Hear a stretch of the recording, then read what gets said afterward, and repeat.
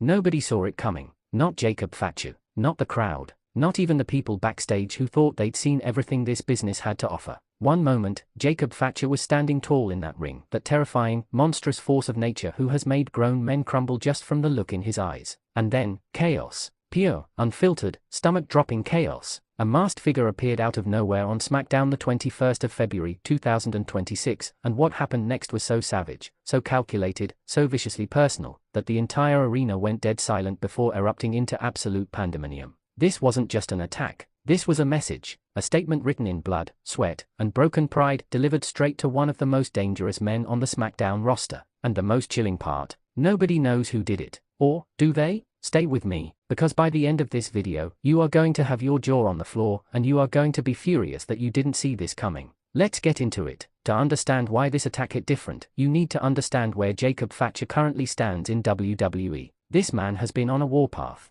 Jacob Fatu is not a character. He is not a gimmick. He is a wrecking ball with a heartbeat, a gene-rational athlete from the Anoa'i family who moves like a cruiserweight but hits like a freight train. He does moonsaults off the top rope at nearly 300 pounds. He absorbs punishment like it doesn't exist. He has looked across the ring at some of the most intimidating names in this industry and smiled. He has been untouchable, which is exactly what made the 21st of February so terrifying. SmackDown opened with energy. The crowd was hot. The atmosphere was electric. Fatu was in the middle of what appeared to be yet another dominant performance, the kind where you sit back and think, who on earth is going to stop this man? The answer walked out from the shadows wearing a mask. No music at first. That's what people are talking about. No entrance theme, no announcement, no build-up, just a figure, appearing ringside, moving with purpose, moving with intent. The crowd noticed before the commentators did. You could hear it, that murmur, that uneasy buzz that ripples through an arena when something feels wrong, when something feels real in a way that goes beyond the script. Fatu clocked the figure,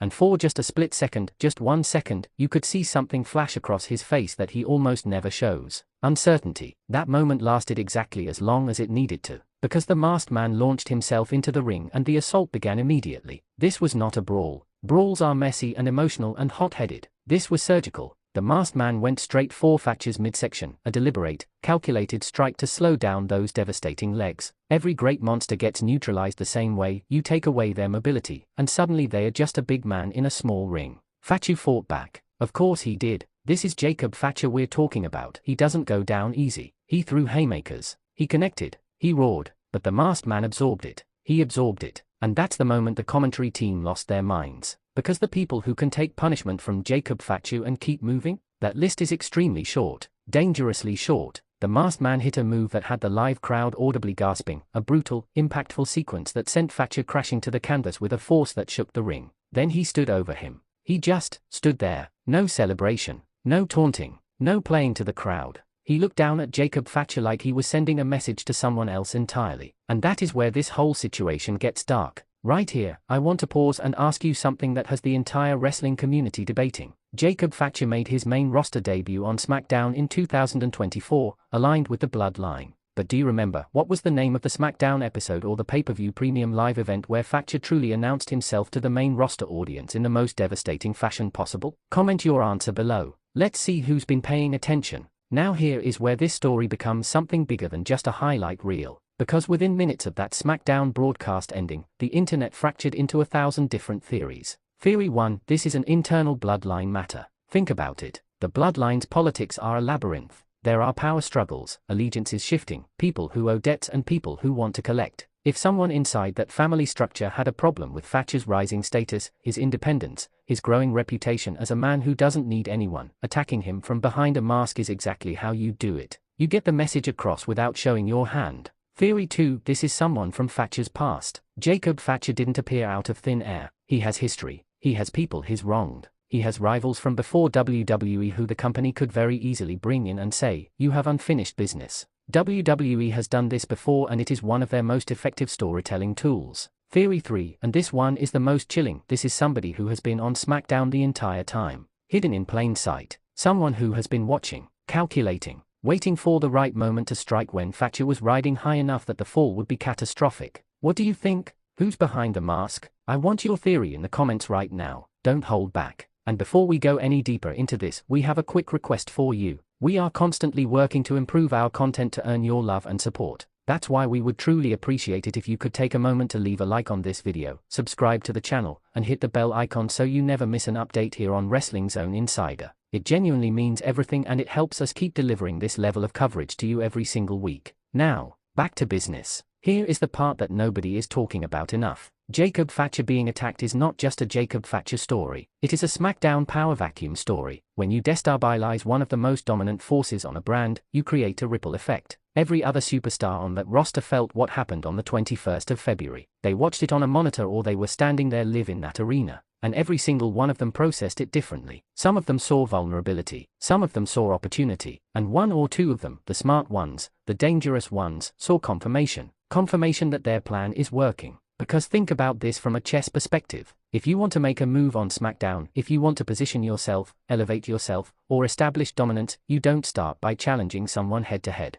Not in today's WWE landscape. You create chaos. You make the environment unstable. You make people unsure of who to trust and where the threat is coming from. And then you make your move. Whoever is behind that mask is playing the long game. And Jacob Fatu, as dangerous as he is, may not see the full picture yet. The question is, will he figure it out in time? Or is this attack just the opening move in a sequence that ends with one of SmackDown's biggest stars being completely dismantled? Jacob Fatu comes from one of the most legendary wrestling families in history, the Anoa'i family. This dynasty has produced multiple WWE champions and Hall of Famers. Here's your question: how many members of the Anoa'i family have held a world championship in WWE history, and can you name them all? This one is hard. Let's see who the real wrestling historians are in this comment section. Now I need to talk about something that most people completely overlooked in the chaos of that SmackDown moment. After the masked man stood over Fatu and delivered his silent, chilling message, right before he disappeared back into the shadows, he did something. A gesture, small, almost imperceptible if you blinked. He pointed, not to the camera, not to the crowd, not down at Fatu.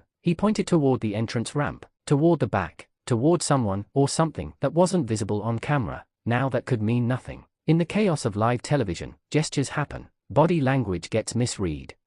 And I want you to really sit with this one. That gesture was acknowledgement, a signal, a confirmation that this attack was not a solo operation, that the masked man was reporting to someone, working with someone, and that the real architect of this entire situation has not yet revealed themselves. If that's true, and the evidence is pointing that direction, then what we witnessed on SmackDown the 21st of February was not an attack. It was a declaration of war, and Jacob Fatu is only the first target. Who is next? Think about the SmackDown roster right now. Think about who has the most to lose. Think about who has been quietly building momentum that someone powerful might want to stop dead in its tracks. What would you do if you were in Fatu's position right now, knowing that someone has put a target on your back, that you don't know who they are, and that they've already proven they can get close enough to hurt you? Comment below. I genuinely want to know. This is what great wrestling storytelling looks like when it's firing on all cylinders. Uncertainty, mystery, escalation. WWE has been incredibly deliberate with Jacob Fatu's positioning on SmackDown. They haven't rushed him. They haven't overexposed him.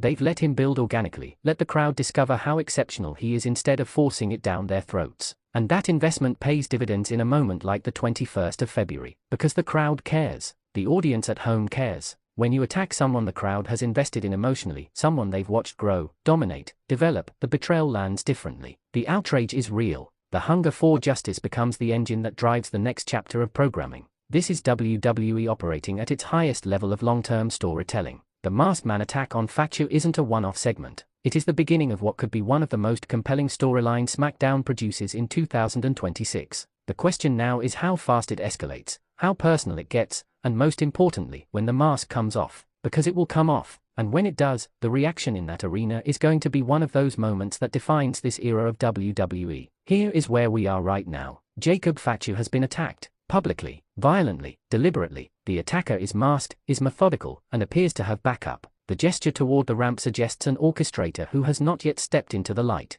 SmackDown's entire power dynamic just shifted, and the next episode of SmackDown cannot come fast enough. Because if this story follows the trajectory it appears to be on, if the clues we're analyzing are pointing where they seem to be pointing, the reveal of the person behind this attack is going to break the internet. We are not exaggerating when we say this could be one of the biggest SmackDown moments of the entire year. The pieces are in place, the board is set, and someone with a very specific agenda is about to make their next move. Because in our next video, we are going to go deep on the identity of the masked man. We have broken down the footage, analyzed the body language, compared the build and movement style, and cross-referenced it with every superstar on the current SmackDown roster. We think we know who it is, and if we're right, you are not going to be ready for it. Don't go anywhere.